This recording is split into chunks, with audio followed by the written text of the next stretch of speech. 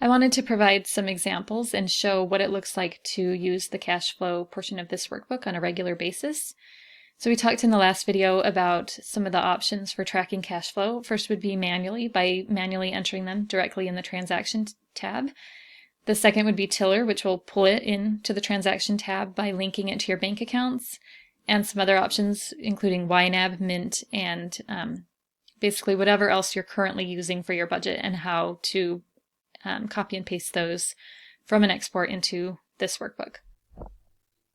If you're using Tiller on a regular basis, you will want to go into the add-on. So that's in Data, Tiller Money Feeds. After you've added the add-on from the Microsoft Store, you'll log in and you will update the balances and the transactions, and then you'll want to split those out. So for example, if I have payroll here, this would be the net amount, and then I would add rows, however many rows, to get those extra deductions, and I would allocate the amounts between those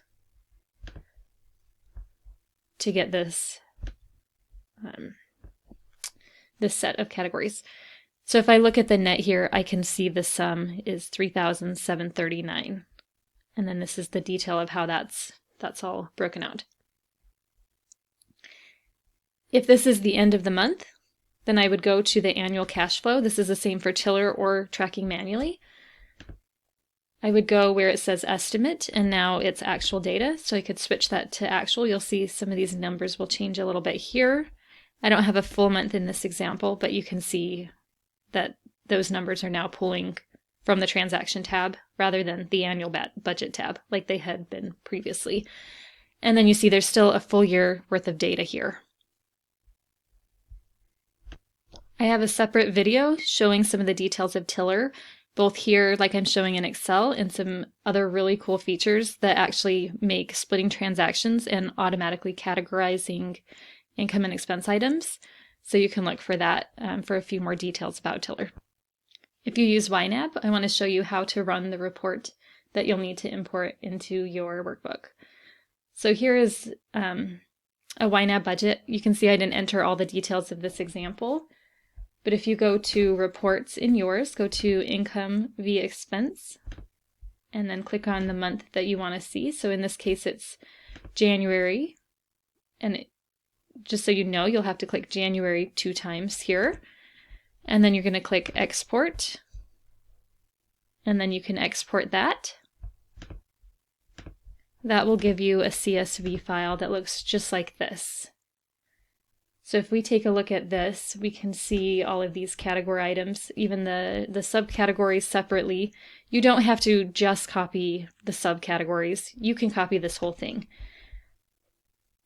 If you have extra things that aren't included, like even net income, it's totally fine. Just copy the whole thing, go over to your YNAB budget, and copy those right in.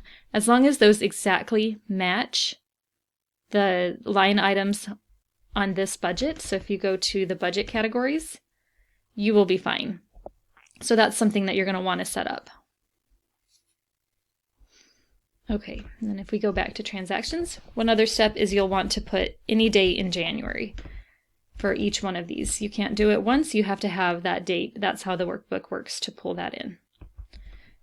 So I usually just use the last day of the month, drag it down, and then just to reiterate, so things like this debt and tax payments, that's not a category in here, so it's just a total obviously in YNAB. Here it will just ignore it because it's not able to match it to anything.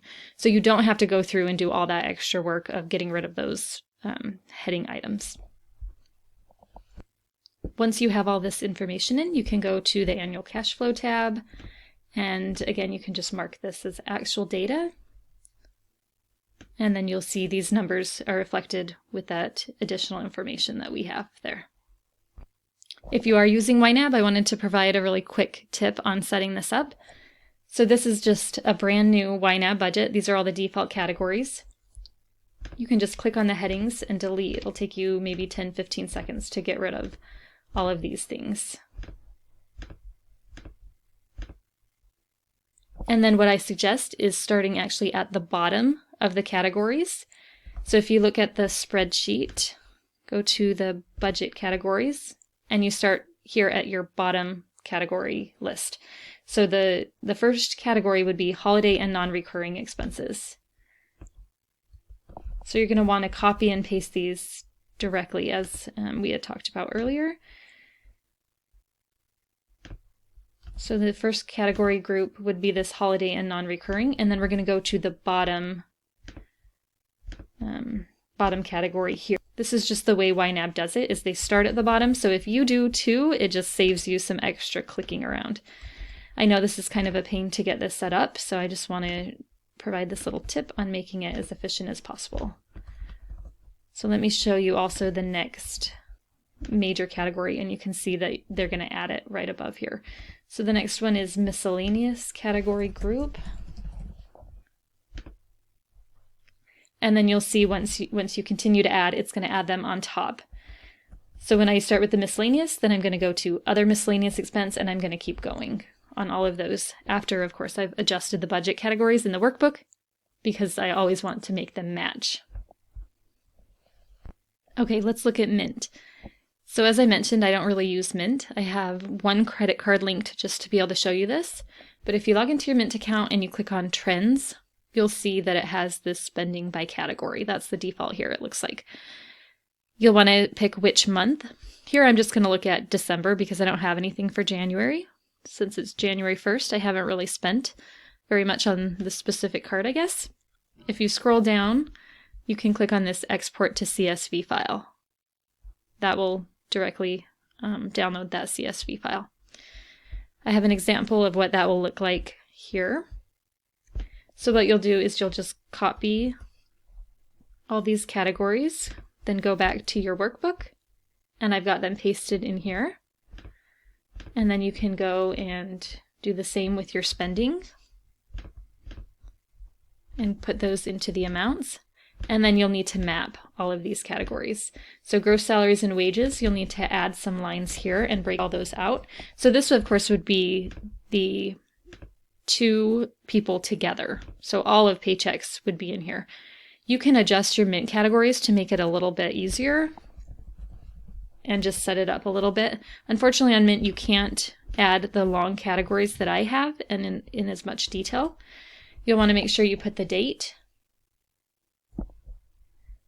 And then once you've mapped all these, you can probably actually copy and paste them the next month, so it's not quite as difficult. But that's what that looks like. And then the same thing as the other versions, you would go to annual cash flow and you would click actual, and that will pull that information in. Of course, I didn't edit all of those enough to be able to really give useful data in this example, but I'm sure you get the idea there.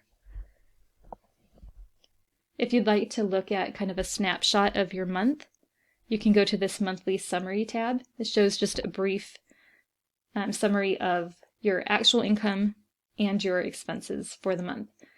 It also includes your current net worth, your savings rate, and you can print this either on paper or I recommend to a PDF and make some notes on this. I don't have months broken out because, as I mentioned, this isn't a budgeting spreadsheet. I just have this extra little tool if you want to look at this in a little bit more detail. And I think there's a lot of other great options specifically for budgeting. So this is kind of budgeting light here. As always, if you have any questions when you're going through this, especially this first month that you're trying to take a look and figure out how all this works, just let me know. I'm happy to answer any questions. Good luck.